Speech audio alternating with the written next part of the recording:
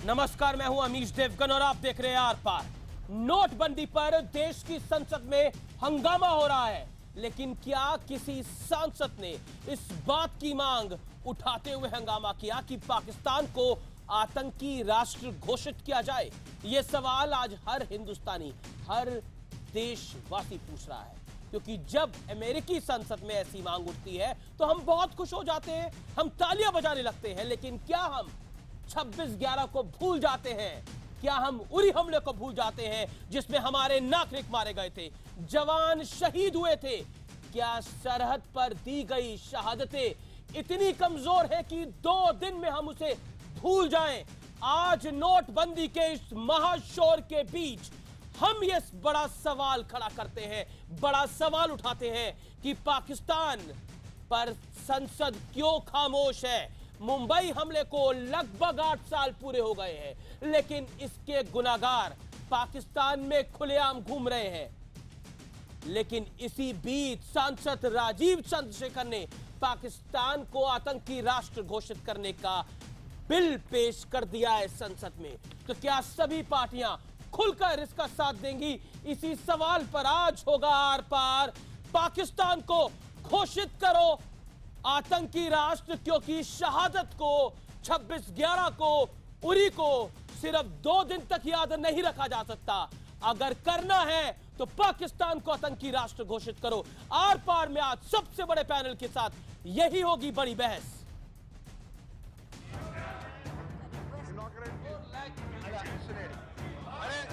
नोटबंदी के शोर में भूलो मत 26/11। ये मुद्दा हम इसलिए उठा रहे हैं क्योंकि कल मुंबई हमले को 8 साल पूरे हो जाएंगे। लेकिन इस हमले के गुनहगार पाकिस्तान में खुलेआम घूम रहे हैं। हालांकि अब मोदी सरकार ने पाकिस्तान के पोस्ट ठिकाने लगाने के लिए कमर कस ली है। ये वाटर ट्रीटी जो है, जिसमें हिंदुस्तान के हक का पानी है जो पाकिस्तान में बह जाता है, अब वो बूंद बूंद पानी रोक करके मैं पंजाब के, जम्मू कश्मीर के, हिंदुस्तान के किसानों के लिए वो पानी लाने के लिए प्रोटेक्शन करता। और इसी बीच राज्यसभा सांसद राजीव चंद्रशेखर ने प्राइवेट मेंबर बिल का प्रस्ताव रखकर मांग की है कि सरकार पाकिस्तान को आतंकी देश घोषित करे और पाकिस्तान के साथ सभी समझौतों को रद्द कर दे। जिस तरह से तमाम सारी चीज़ें हो रही हैं और दुनिया में सबसे बड़ी चिंता है आज आतंकवाद की, निश्चित तौर से पाकिस्तान को टेररिस्ट देश घोषित करना चाहिए। ये संसदीय कार्य मंत्री और राज्यसभा दोनों का उनका विषय है और माननीय प्रधानमंत्री, गृह मंत्री जी बैठ के इस पर चर्चा करेंगे। ये मुद्दा इसलिए उठ रहा है क्योंकि आज भी पाकिस्तान के पालतू आतंकियों की लिस्ट में हाफिज सईद और जकीउर रहमान लखवी टॉप पर हैं। पाकिस्तान की सरकार उन्हें पाल पोस रही है। बॉर्डर पर भी पाकिस्तान की कायराना हरकत जारी है। 3 दिन पहले ही सीमा पर हमारे 3 जवान शहीद हुए। इनमें से एक के पार्थिव शरीर के साथ भी हैवानियत की गई। आम नागरिकों को भी पाक की कायर सेना निशाना बना रही है। भारत की संसद से पाकिस्तान को सबसे बड़ा संदेश देना इसलिए भी जरूरी है क्योंकि हम दुनिया भर में पाक को अलग थलग करने की मुहिम चला रहे हैं। अमेरिकी संसद में जब पाक को आतंकी राष्ट्र घोषित करने का प्रस्ताव आता है तो हम उसकी जमकर तारीफ करते हैं। ऐसे में क्या हमें खुद इसकी शुरुआत नहीं करनी चाहिए? आज इसी मुद्दे पर होगा आर पार। और ये सवाल नहीं, संदेश है आज देश के पार्लियामेंटेरियंस को कि पाकिस्तान को आप आतंकी राष्ट्र घोषित करिए और पाकिस्तान के आतंकी चरित्र का विश्लेषण भी करते हैं। अलग थलग करने के लिए आतंकी राष्ट्र घोषित करना जरूरी है। हम दुनिया से चाहते हैं पाकिस्तान अलग थलग हो, लेकिन अब अगर हम अपनी संसद में ऐसा नहीं करते तो फिर हम पे सवाल उठेंगे। भारत पहल करे, फिर सार्क देशों के बीच यह प्रस्ताव रखा जाएगा। उसके बाद यूएस संसद में उठ चुकी है आतंकी राष्ट्र पाकिस्तान को घोषित करने की बड़ी मांग। दुनिया भर में आतंक एक्सपोर्ट करता है पाकिस्तान। हाफिज सईद, दाऊद इब्राहिम, लखवी, बहुत से नाम हैं। और अब मैं अपना पैनल इंट्रोड्यूस करता हूं। मेरे साथ आज कौन कौन जुड़ रहा है? मेरे साथ वो सांसद इस समय मौजूद हैं जिन सांसद ने प्राइवेट मेंबर बिल लाकर पाकिस्तान को टेररिस्ट स्टेट घोषित करने की आवाज उठाई है। राजीव चंद्रशेखर, सांसद राज्यसभा के, मेरे साथ संबित पात्रा हैं, भारतीय जनता पार्टी के प्रवक्ता जो कि रूलिंग पार्टी है, चरण सिंह सापरा हैं, कांग्रेस के प्रवक्ता जीजे सिंह है, रक्षा विशेषज्ञ सुशांत सरीन साहब हैं, कूटनीतिक विशेषज्ञ। लेकिन मैं इस पैनल की शुरुआत राजीव चंद्रशेखर आपसे करता हूं, 40 सेकंड में जवाब चाहूंगा। आपकी राय में, आप प्राइवेट मेंबर बिल लाए हैं, पाकिस्तान को आतंकी राष्ट्र घोषित करना जरूरी क्यों है, इस देश की आवाम को समझाइए। 40 सेकंड आपके पास है सर। देखिए, हम कल 8वीं एनिवर्सरी मना नहीं रहे हैं, रिकग्नाइज कर रहे हैं मुंबई 26/11 का एक टेररिस्ट अटैक का। और आज तक, जैसे आपने कहा प्रोग्राम के शुरुआत में, कि आज तक पाकिस्तान के जो पाकिस्तान बेस्ड हैंडलर्स थे ये टेररिस्ट के, आज तक हमने उनको जस्टिस पर या उनको प्रोसिक्यूट नहीं किया है। और एक मुद्दा समझिए कि जब लॉ ब्रेकर्स और टेररिस्ट को हम पनिश नहीं करेंगे, उनको सजा नहीं देंगे, उनको अकाउंटेबल नहीं बनाएंगे, ये पैटर्न हमेशा रिपीट होते रहेगा। जी 26/11 हुआ है, उसके बाद पठानकोट हुआ है, उसके बाद उरी हुआ है। और जब तक हम पाकिस्तान को आउट नहीं करेंगे, टेररिस्ट स्टेट नहीं डिक्लेयर करेंगे, ये इनका एक बिहेवियरल पैटर्न, एक कंटिन्यूअस बिहेवियरल पैटर्न होते रहेगा। और हमें एक नेशनल रिजॉल्व बनाकर कहना है कि पाकिस्तान, दिस इज इनफ, बहुत हो गया है, हम आपको टेररिस्ट मानते हैं, और हमारा जो रुख होगा, हमारा जो रिस्पॉन्स होगा, अप्रोप्रिएट रिस्पॉन्स होगा, जो एक टेररिस्ट स्टेट डिजर्व करता है। Okay, now I open the debate on political front, और उसके बाद मैं फिर बाकी एक्सपर्ट्स के पास जाऊंगा। मैं सीधा रुख करता हूं संबित पात्रा आपका, और मैं आपसे 30 सेकंड में जवाब चाहूंगा इस बात का। क्या आपको लगता है, आपकी रूलिंग पार्टी है, अगर आप पाकिस्तान को एक स्ट्रॉन्ग मैसेज देना चाहते हैं, 26/11 की 8वीं बरसी है, 26/11 की 8वीं बरसी है, उरी होके हटा है, पाकिस्तान जो सरहद पे कर रहा है वो हम सब के सामने है, पाकिस्तान कायराना हरकतें कर रहा है, उसके बावजूद हमें कौन रोकता है पाकिस्तान को आतंकी राष्ट्र घोषित करने के लिए?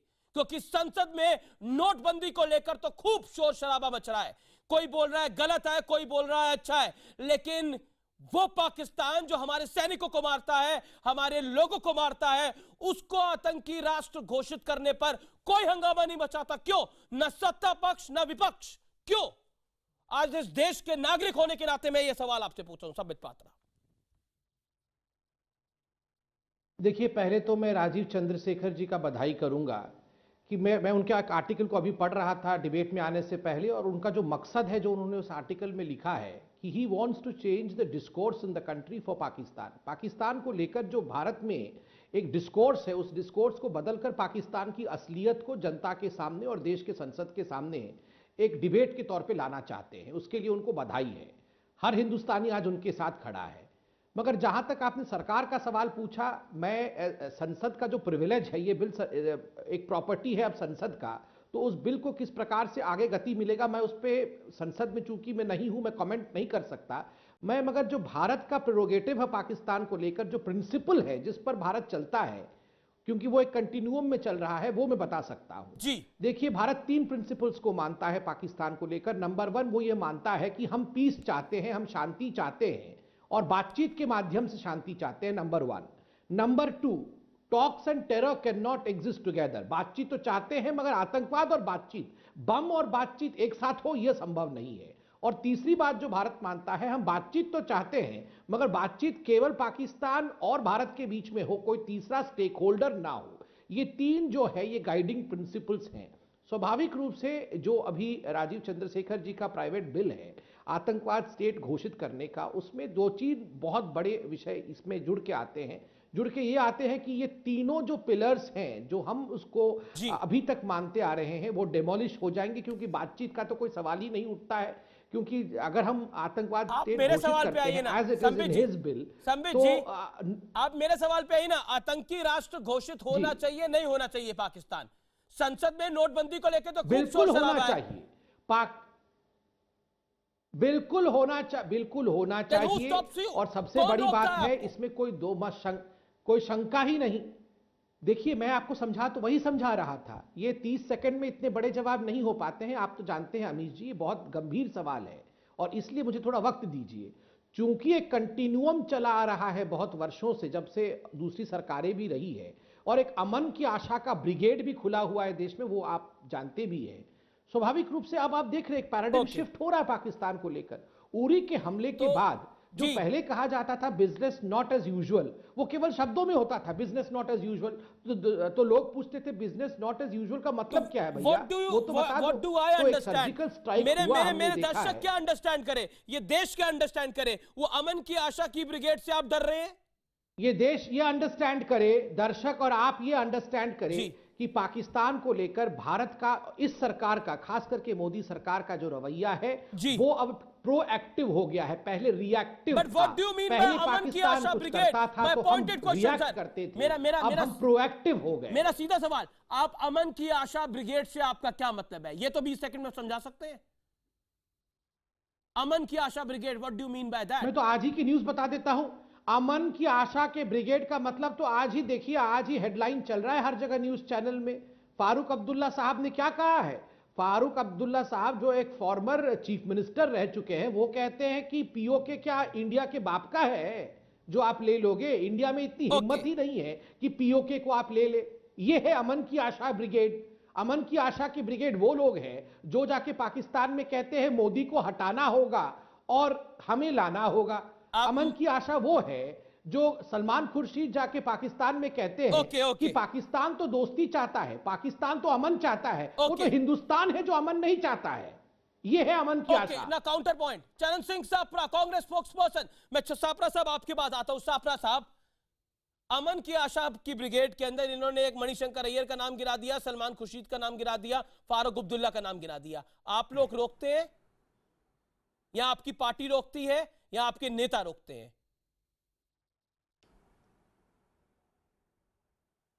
नहीं, देखिए, सबसे पहले तो मैं ये क्लियर कहना चाहूंगा कि हमारी पार्टी भी ये समर्थन करेगी अगर पाकिस्तान को टेररिस्ट स्टेट डिक्लेयर करना है। पार्लियामेंट में बिल आया है, मैं राजीव चंद्रशेखर जी का धन्यवाद करना चाहता हूं। कांग्रेस पार्टी इनके बिल के समर्थन में खड़ी रहेगी। जहां तक बात है अमन की आशा की, तो सबसे बड़ी अमन की आशा का उदाहरण तो इनके प्रधानमंत्री हैं, जिन्होंने नवाज शरीफ को यहां बुलाया और फिर नवाज शरीफ के अचानक जन्मदिन पे पहुंच गए, उसकी बेटी की शादी में पहुंच गए, साड़ी एक्सचेंज हुई, आम एक्सचेंज हुए, तमाम सारी चीजें हुई। इन्होंने रेड कारपेट वेलकम पठानकोट में जब जेआईटी आई है, जिसमें आईएसआई के लोग थे, उसको रेड कारपेट वेलकम तो भारतीय जनता पार्टी की मौजूदा सरकार ने दिया है। ये जब जब हल्ले होते हैं, जब चाहे वो गुरदासपुर का हो, पठानकोट का हो, पुलवाड़ा का हो, उड़ी का हो, जब जब हल्ले होते हैं तब तब ये तीव्रता थोड़ी इनमें आती है और उसके बाद में ये भूल जाते हैं। एक सर के बदले 10 सर लाने की बात करने वाले या 56 इंच की छाती की बात करने वाले आज अपने आप को, जो दूसरों को कमजोर पीएम कहते थे, वो आज सिद्ध हो रहा है कि खुद कमजोर पीएम है। पाकिस्तान के प्रति एक पॉलिसी नहीं फ्रेम कर पाए हैं पिछले 2.5 साल में, जो एक कंसिस्टेंट पॉलिसी हो, जिसमें हम पाकिस्तान को इकोनॉमिक फ्रंट पर रोक सके, जहां हम डिप्लोमेसी में उनको दबा सके, जहां पर हम कल्चरल फ्रंट में उनको दबा सके, जहां पर हम उनको, चाहे वो फ्लाइट की जो सर्विसेज है वो उनकी बैन कर सके। ऐसी तमाम सारी पॉलिसियां, कई चर्चा हुई, एमएफएन स्टेटस पे चर्चा हुई, इंडस ट्रीटी पे चर्चा हुई, क्या हुआ वो सब बातों का? हमने सैंक्शन जो अमेरिका ने सैंक्शन लगाए हैं, प्रधानमंत्री तो आज बोले सिलसिलेवार तरीके से जो ईरान, सूडान और सीरिया पे लगे हैं, उस तरह के सैंक्शंस का अभी तक क्या हुआ? कुछ नहीं हुआ। एक नया इशू आता है, सरकार सो जाती है। तो कहीं ना कहीं सरकार का प्रेरोगेटिव है, जब सरकार ने पार्लियामेंट चलानी है तो सरकार का प्रेरोगेटिव है कि प्राथमिकता पे क्या बिल लाना है, सरकार ने बिल लाना चाहिए, विपक्ष उसको मदद करेगा। जी, ओके ओके ओके। जवाब संबित पात्रा, आपके पास टाइम है, जवाब दीजिए आप। 40 सेकंड आपके पास है, जवाब दीजिए। क्विक रिबाटल, संबित पात्रा। देखिए, बड़ा आश्चर्य का विषय है कि चरण सिंह सापरा जी इस प्रकार से चिल्ला के हमसे इंडस वाटर ट्रीटी के बारे में पूछ रहे थे जैसे कि मनमोहन सिंह जी ने और सोनिया जी ने तो उसे पानी को बंद कर रखा था, हमने पानी छोड़ दिया। अरे वाह, पहली बार 70 वर्षों के बाद पहली बार इंडस वाटर ट्रीटी के ऊपर बातचीत हुई कि इसके ऊपर बीच में मत चिल्लाइए, बीच में मत। सर बीच में चिल्ला चोट अच्छी बात नहीं है, मुझे पहले कंप्लीट, मैं आपके बीच में नहीं बोल रहा था। पानी कम हो जाए तो करिए ना। चरण सिंह सापरा 30 सेकंड दीजिए। थोड़ा सिविल बिहेवियर, यस, इस तरह नहीं। देखिए, इस प्रकार चिल्ला चोट से डिबेट नहीं होता है। सापरा साहब, आप मेरे दुश्मन नहीं है, मैं आपका दुश्मन नहीं है। अब हमारा कोई कॉमन गोल है तो वो पाकिस्तान है, इसलिए हम एक दूसरे पर ना चिल्लाएं, हम यहाँ पाकिस्तान को एक्सपोज करें। वही बिल्कुल, यहाँ हमारा कॉमन गोल जो है वो पाकिस्तान होना चाहिए, क्योंकि राजीव चंद्रशेखर जी ने सही कहा। वो भी जानते हैं कि प्राइवेट बिल में कई बार उन्होंने अपने आर्टिकल में लिखा है कि प्राइवेट बिल में कई वर्षों लग जाते हैं, मगर उनका मकसद है ये एड्रेस करना कि पाकिस्तान की हकीकत क्या है। तो हम भी इस डिबेट में पाकिस्तान को एक्सपोज करने का काम करें। और आप देखिए, पैराडिम शिफ्ट हुआ है। आपने एक के बदले 10 सर की बात की, अभी देखिए किस प्रकार से हमारे एक जवान को म्यूटिलेट किया, इतनी हिम्मत दिखाने की, इतनी बदतमीजी करने की कोशिश की पाकिस्तान ने, बदहिम्मत दिखाने की कोशिश की। बदले में हमने वो किया जो हमने प्रॉमिस किया था। मैं यहां पॉलिटिक्स नहीं करना चाहता हूं, और उसका नतीजा यह है कि पूरी तरह से नवाज शरीफ बौखलाए हुए, पॉलिटिक्स ही पूरी तो तरह है से उनके जो आर्मी के जवान हैं वो बौखलाए हुए। लेकिन ये पॉलिटिक्स ही तो है कि हमारे देश के अंदर नोटबंदी पर तो इतनी हाहाकार मच गई है, चलिए वो जन का मामला है, लेकिन आतंकवाद को लेकर, पाकिस्तान को लेकर क्या आपको लगता नहीं है कि हमको एक सीरियस रवैया अपनाना पड़ेगा? संसद के अंदर भी क्यों नहीं हम आतंकी राष्ट्र घोषित कर सकते? हम दुनिया से उम्मीद करते हैं कि हम पाकिस्तान को अलग थलग कर दें, लेकिन अपने मुल्क की संसद ऐसा नहीं करेगी। मैं रुक करता हूं सुशांत सरीन का। मैं संबित मैं आपके पास आऊंगा संबित, मैं आपके पास आऊंगा। मैं सुशांत सरीन का रुक करता हूं। सुशांत सरीन, मैं हम्बल क्वेश्चन टू यू, क्या आपको लगता है इतना आसान है पाकिस्तान को अपने मुल्क में अलग थलग करना, आतंकी राष्ट्र घोषित करना? डू यू थिंक, इस आवाम को बताइए, क्या हम कर सकते हैं? यस, इस सवाल का जवाब दीजिए सुशांत जी। देखिए, कर तो सकते हैं, और ये भी बात आपकी दुरुस्त है कि ये कोई बहुत आसान काम नहीं है। हमारी प्रॉब्लम अभी तक ये रही है कि हम वो कदम उठाना चाहते थे जिसका शायद हमारे ऊपर कोई खामियाजा ना हो, या हमारे को कोई बहुत ज़्यादा रिस्क ना उठाना पड़े, या इस तरीके की चीज़ें। मेरे ख्याल उसका टाइम अब गुजर चुका है पिछले 30-35 वर्षों से। और हम ये मानते हैं, और बहुत सारे लोगों की ये धारणा है कि भारत के अंदर आतंकवाद 26/11 के दिन शुरू हुआ। भारत के अंदर आतंकवाद पंजाब में शुरू हुआ था 1980-81 के वर्ष में। तो लगभग 35 साल से हम इसको झेलते आ रहे हैं, और हमको कभी ना कभी वो सारे रिस्क उठाने पड़ेंगे और वो सारे कॉस्ट देने पड़ेंगे, क्योंकि हम वैसे भी तो कॉस्ट दे रहे हैं। जब हमारे लोग मरते हैं, हमारी अर्थव्यवस्था को खराब करने की कोशिश करते हैं, तो हमारा एक कॉस्ट तो हम वैसे भी अदा कर रहे हैं। तो मेरे ख्याल ये जो बिल आया है, ये एक बड़ी संजीदा कोशिश है ताकि इस मुद्दे को एक तरीके से इस पे अटेंशन केंद्रित की जाए और इस पर एक नेशनल पॉलिसी बने। और क्योंकि आप एक देश को, और ये सिर्फ पाकिस्तान के लिए सीमित नहीं है, जो बिल का मसौदा अगर आप पढ़ें, और राजीव चंद्रशेखर आपके साथ बैठे हैं, वो भी इस बात को मानेंगे कि ये किसी भी ऐसे देश के खिलाफ आप ये कदम उठाएं जो आपके ऊपर आतंकवाद थोपता है। तो मेरे ख्याल ये इसकी बहुत जरूरत थी, क्योंकि बिना एक लीगल फ्रेमवर्क के, बिना एक लीगल स्ट्रक्चर के, वही होता था जो अक्सर होता है, और जो आप भी जिसकी निशानदेही कर रहे हैं कि हमारे यहाँ पर अक्सर ये दुहाई दी जाती थी कि अमेरिका पाकिस्तान को आतंकी स्टेट घोषित करे, लेकिन हमारी तरफ मोमबत्ती मार्च हो, मुशायरे हो, म्यूजिकल शोज हो, क्रिकेट मैचेस हो, ये चीजें नहीं चल सकती। अब मेरे ख्याल इस पे रोक लगाना पड़ेगा, और उसके करके आप अगर इस तरीके का एक कदम उठाते हैं, इसमें बहुत सारी पेचीदगियां होंगी, बहुत प्रॉब्लम्स होंगी, इसमें कुछ सवाल भी उठाए जा सकते हैं कि जिस तरीके से ये बिल फ्रेम किया है, लेकिन एटलीस्ट एक बिल फ्रेम तो किया। अब अगर इसमें बहस होगी और पार्लियामेंट में जो दिग्गज राजनेता हैं वो इस पर संजीदगी से एक बहस करेंगे, तो उम्मीद है मेरा बड़ा सवाल, मेरा सुशांत सरीन, आज मेरा मकसद यही है, राजीव जी को आभार व्यक्त करता हूं। मेरा मकसद यही है कि नोटबंदी के शोर के अंदर हम आतंकवाद को ना भूले। 26/11 की 8वीं बरसी है, उरी हमला हुआ है, बॉर्डर पे पाकिस्तान क्या कर रहा है? ये यहां पर आप एक गलती करते हैं जी। पार्टनर यहां पर आप एक गलती कर रहे हैं। देखिए, आप नोटबंदी एक बहुत बड़ा मुद्दा है जी। उसमें जो सरकार की पोजीशन है वो भी दुरुस्त है और जो विपक्ष बोल रहा है वो भी दुरुस्त है, क्योंकि एक बहुत मेजर रेवोल्यूशन की बात हो रही है। ये रेवोल्यूशन अगर ठीक हुआ तो बहुत अच्छा होगा, नहीं हुआ तो इसका बड़ा खामियाजा होगा। तो वो एक अलग मुद्दा है, उस मुद्दे के ऊपर बहस होनी चाहिए।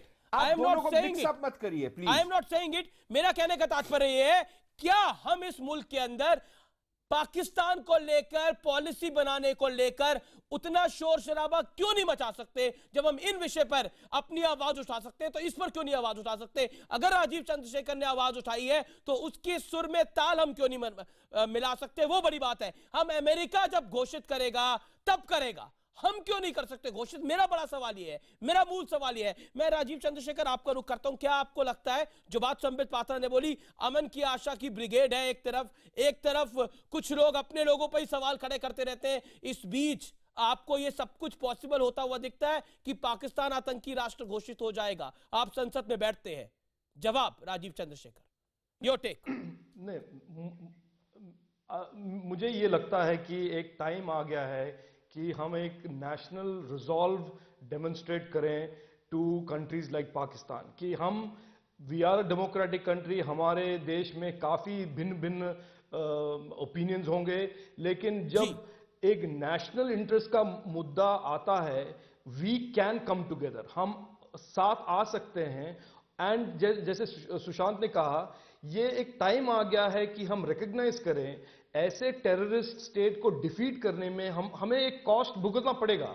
We will have cost that we will have to bear. ये एक सीमलेस नॉन डिसरप्शन का एक सोल्यूशन नहीं निकलेगा। ये कैंडल लाइट मार्चेस से ये सॉल्व नहीं होगा। ये तभी सॉल्व होगा जब 1 बिलियन भारतवासी ये डिसाइड करेंगे कि बस इसके बाद हम ऐसे नहीं टॉलरेट करेंगे। पाकिस्तान से हम सिविलाइज्ड बिहेवियर एक्सपेक्ट करेंगे, और अगर सिविलाइज्ड बिहेवियर नहीं डेमोन्स्ट्रेट करेंगे, वी विल रिस्पॉन्ड अकॉर्डिंगली। ये this is a collective will of India that must be demonstrated. हमें दिखाना पड़ेगा कि हम भारतवासी ऐसे सोचते हैं और ऐसे एक्सपेक्ट करते हैं। आप देख रहे हैं आर पार। राजीव चंद्रशेखर सांसद राज्यसभा, संबित पात्रा बीजेपी से, चरण सिंह सापरा कांग्रेस से, सुशांत सरीन कूटनीतिक विशेषज्ञ और जीजे सिंह रक्षा विशेषज्ञ मेरे साथ हैं। मैं सीधा इस दौर में जीजे सिंह आपका रुख करता हूं, और मेरा अहम सवाल यह है, हमारे मुल्क में यह क्यों नहीं हो पाता? हमारे देश के अंदर पाकिस्तान पर, आतंकवाद पर एक आवाज क्यों नहीं निकल पाती? जीजे सिंह।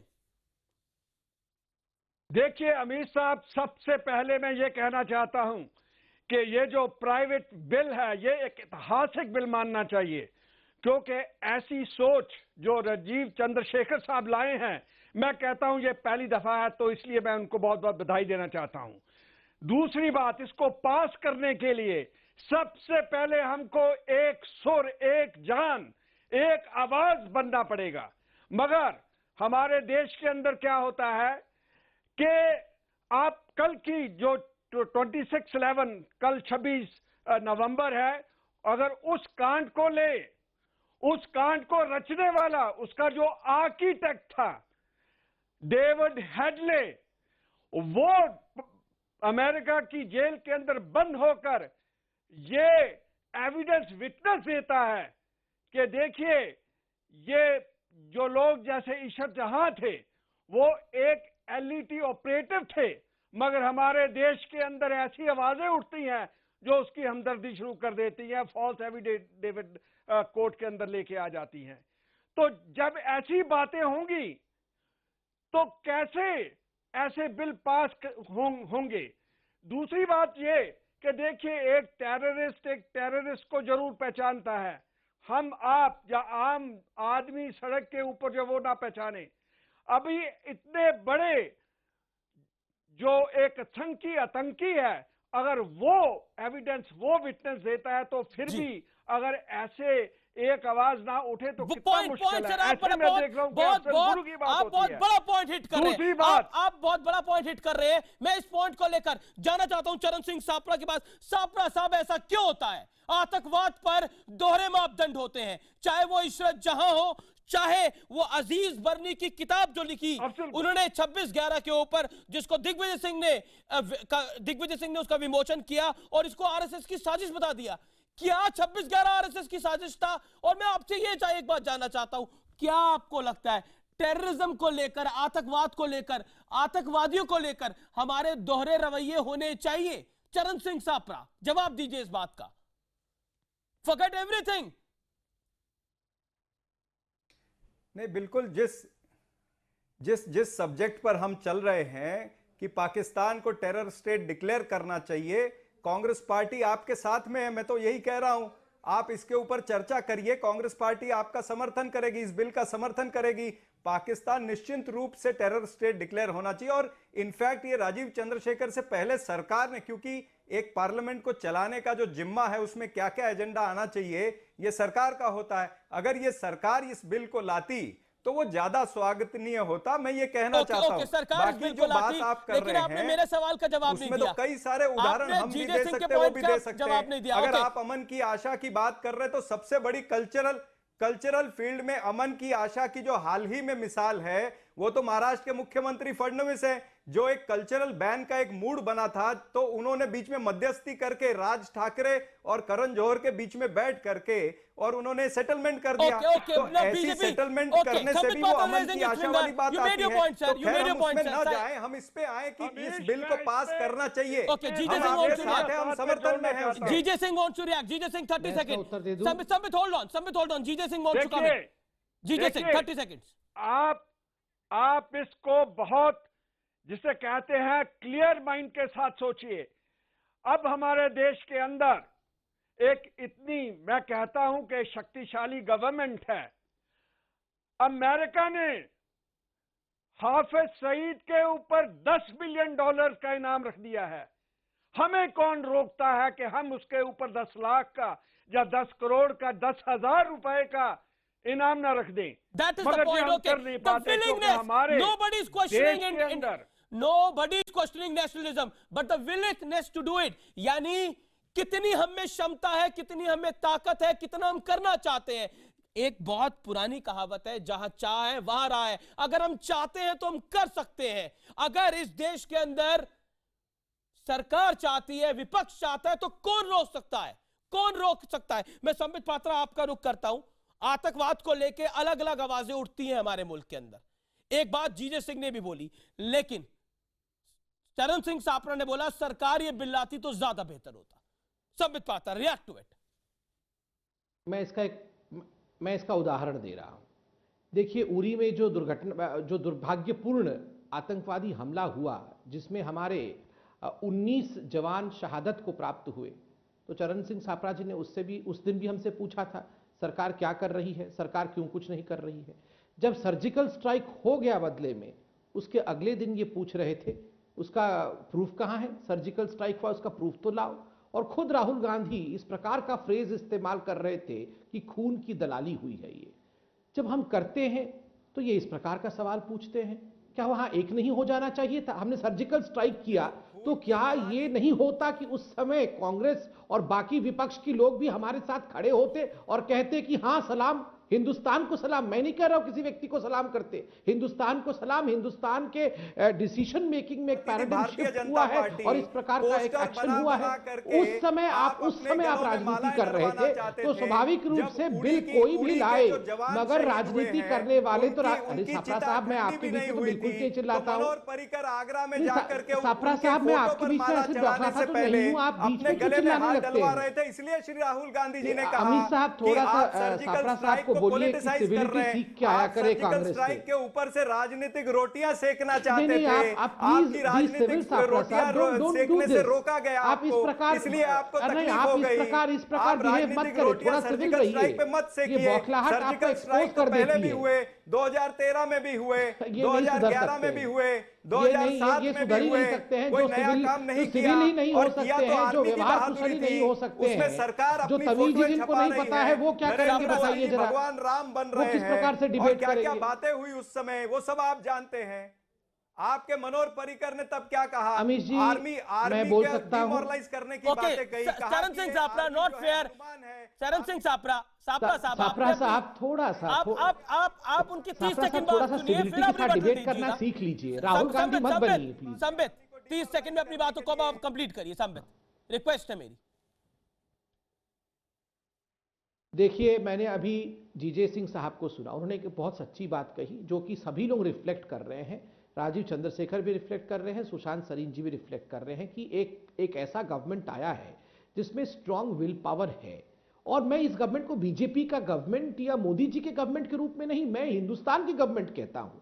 हिंदुस्तान में आज एक ऐसी स्ट्रांग सरकार आई है, आप थोड़े देर की राजनीति तो भूल जाइए, साथ में खड़े होइए। सर्जिकल स्ट्राइक होता है तो आप साथ में नहीं खड़े होते हैं। और आपने एक बड़ी बात याद दिलाई, जब 26/11 हुआ, कल हम उसके 8 वर्ष को याद करेंगे। 26/11 हुआ तो दिग्विजय सिंह जनरल सेक्रेटरी कांग्रेस जाके कहते हैं ये पाकिस्तान ने नहीं किया है जी, ये तो आरएसएस की साजिश थी।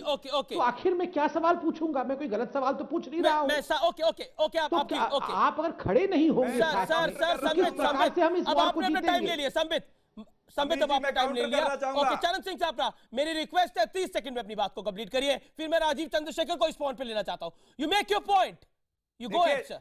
चरण सिंह सापरा, 26/11 की बात, वो क्या पॉइंट बनाएंगे? 26/11 की बात अभी इन्होंने छेड़ी है, मैंने नहीं छेड़ी है। मैं इनको याद दिलाना चाहता हूं संबित पात्रा को कि तीसरे दिन जब अटैक चल रहा था, जब हमारा एक एनएसजी का कमांडो शहीद हो चुका था, एक मुंबई पुलिस का जो कांस्टेबल है वो शहीद हो चुका था, उस समय तीसरे दिन नरेंद्र मोदी जी मुंबई में आकर के उन्होंने एजेंसी के ताकत के ऊपर सवाल उठाए, मौजूदा सरकार के ऊपर सवाल उठाए। जब लड़ाई चल रही थी आतंकवादियों से, आप देख लीजिए, जब अजमल कसाब को पकड़ लिया गया था, एजेंसी तो पे देश नहीं, के जो आज सरकार प्रधानमंत्री है वो उस समय प्रश्न चिन्ह उठा रहे थे। और दूसरी बात, शर्म आनी कौन कह चाहिए रहा कि था नहीं कि वो इनको? पाकिस्तान का नहीं है? 26/11 की बात आप करने तो का कह इनको रहे कोई थे अधिकार पाकिस्तान की नहीं साजिश ही है। नहीं है अजमल उसमें। कसाब को पकड़ के वो तो उसको आरएसएस फांसी की पर साजिश है, यूपीए पाकिस्तान की सरकार ने साजिश ही नहीं है, लटकाया आप कह रहे है, थे। कोई नरेंद्र मोदी ने नहीं लटकाया।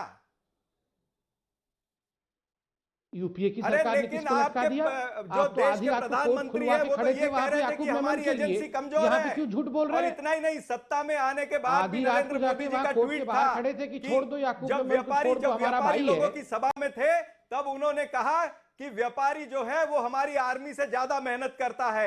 इस तरह के ट्वीट नरेंद्र मोदी जी के सत्ता में आने के बाद 2015 के पढ़ के आएगा। हम पाकिस्तान को क्या आतंकी राष्ट्र घोषित करेंगे? ये हमारे सामने है। ये हमारे सामने कैसे हम झगड़ रहे हैं? समझा सकता भैया, इनको बोलने कैसे हम झगड़ रहे हैं? Rajeev Chandrasekhar, you are still hopeful? सबसे पहले okay, GJ Singh hold on, GJ Singh hold on, my humble request. मेरे को सुशांत सरीन और राजीव चंद्रशेखर के पास जाना है। राजीव चंद्रशेखर, आप तो डेली पार्लियामेंट में बैठते हैं, जो कुछ होता है हमारे सामने टेलीविजन पे हम भी देखते हैं, संसद में हम भी देखते हैं।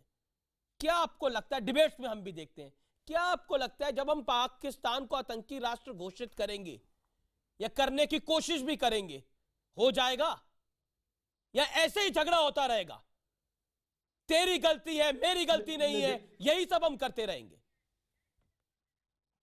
नहीं अमित जी, मैं मानता हूं कि आज देश में एक व्यक्ति ऐसा नहीं है जो ये नहीं मानता है कि पाकिस्तान एक टेरर स्टेट है और एक स्पॉन्सर ऑफ टेररिज्म है। आप किसी से भी पूछिए, छोटे बड़े बुजुर्ग नौजवान, किसी से भी पूछिए जो इंडियन सिटीजन है, वो मानता है कि Pakistan has to be held accountable. Now मैं 10 साल से पार्लियामेंट में हूं, मैं मानता हूं, एंड आई से दिस विद ग्रेट रिस्पॉन्सिबिलिटी, हमारा प्रॉब्लम क्या था आज तक कि हमारा जो इंटरनल पॉलिटिक्स है, हमारे जो इंटरनल डिविजिवनेस है, that has held India back from being strong response on Pakistan. ये हमारा एक वीकनेस है, एक डाइकोटमी है कि हम इतने डिस्कॉर्डेंट नोट्स लेके आते हैं कि हम एक कभी कंसेंसस नहीं आ पाते हैं कि हमें पाकिस्तान की ओर करना क्या है। इसीलिए हम कैंडल लेके घूमते हैं, क्योंकि कैंडल के लिए कोई कंसेंसस की जरूरत नहीं है। मैं मानता हूं कि देश का एक सिचुएशन आज हम आ गए हैं। अमेरिका अगर टेररिस्ट स्टेट घोषित कर देगा तो ताली बजा सकते हैं, हम खुश हो जाते हैं, मुस्कुरा देते हैं कि ठीक है अमेरिका कर रहा है। हम नहीं करेंगे। एग्जैक्टली घर में हमारे आग लगी, हम नहीं बुझाएंगे, अमेरिका आए और बुझाए। हाँ, इसीलिए मैं मानता हूं कि आज एक सिचुएशन आ गया है, सर्जिकल स्ट्राइक एक टर्निंग पॉइंट है हमारे रिलेशनशिप पाकिस्तान की ओर, और एक पॉलिटिकल अपॉर्चुनिटी है कि हम पॉलिटिकल पार्टी सब आकर parliament reflecting the will of the people Pakistan को एक terror state that is the point. Okay, Sushant Sareen, being a diplomat, do you think we have, our parliament have, our politicians have power to do it? हमारे में शक्ति, ताकत, क्षमता है ये करने की? Can we do it? देखिए, आपका जो पहले भी सवाल यही था, आप कर तो सकते हैं, लेकिन मैं कई बारी आपको अपने दुश्मनों से एक नसीहत लेने की भी ज़रूरत होती है। और पाकिस्तान के एक बहुत सीनियर राजनेता हैं जिनका नाम लेना मुनासिब नहीं होगा, उन्होंने एक मुलाकात में मुझसे ये कहा था कि देखिए, आप में और हम में सिर्फ एक फ़र्क है, आप बहुत बड़े देश हैं लेकिन उसके बावजूद आप हमारा उस तरीके से नुकसान नहीं कर सकते जिस तरीके से हम एक छोटा मुल्क होकर कर सकते हैं। और उसका मात्र एक कारण है, और वो कारण ये है कि पिछले 25-30 साल से 35 साल से पाकिस्तान की तरफ से एक पॉलिसी है कि आपको जैसे भी हो नुकसान पहुंचाना है, आपको ख़त्म करना है, आपको ब्लीड करना है, तमाम जो चीज़ें आपके साथ बुरी की जा सकती हैं आपके साथ करनी है। ये सरकारें आएं या सरकारें जाएं, ये पॉलिसी नहीं बदली। बोलते हैं आपके यहां पर प्रॉब्लम ये है कि आपकी हर जो सरकार आती है वो पहले तो पहिए को रीइन्वेंट करती है, दूसरी चीज पॉलिसी कंसिस्टेंसी नहीं रहती। आप देख लीजिएगा, जिस दिन आप एक पॉलिसी निर्धारित करते हैं कि आप सख्त कदम उठाएंगे, 3 महीने के बाद वो जो यूजुअल सस्पेक्ट्स होते हैं जिनको संबित ने बताया, अमन की आशा ब्रिगेड जो है, वो आपसे पूछना शुरू कर देगा, जनाब आपने 3 महीने ये करा, कोई आपको असर तो पता नहीं लगा, तो आप वापस उस पॉलिसी पे चले जाइए। 6 महीने के बाद और ज्यादा शोर मचेगा, और 1 साल के अंदर तो बवाल मच जाता है कि आप वापस जाइए, बातचीत करिए, तमाम वो चीजें करिए। हम वो पॉलिसी एक बनाकर उस पर स्टिक नहीं करते, और यही हमारी प्रॉब्लम है, क्योंकि ये अगर आपने दूसरी साइड को सबक सिखाना है तो इसमें समय लगता है, इसमें दृढ़ता भी चाहिए। जी देख रहे हैं आप आर पार, और अब कंक्लूजन का दौर है। अंग्रेजी में एक सेइंग है, कहावत है, चैरिटी बिगिंस एट होम। और हिंदी में मैं आपको बताता हूं, अगर आपके शरीर में कोई बीमारी है तो उसकी दवाई आपको खानी पड़ेगी, कोई और खाएगा फर्क नहीं पड़ेगा।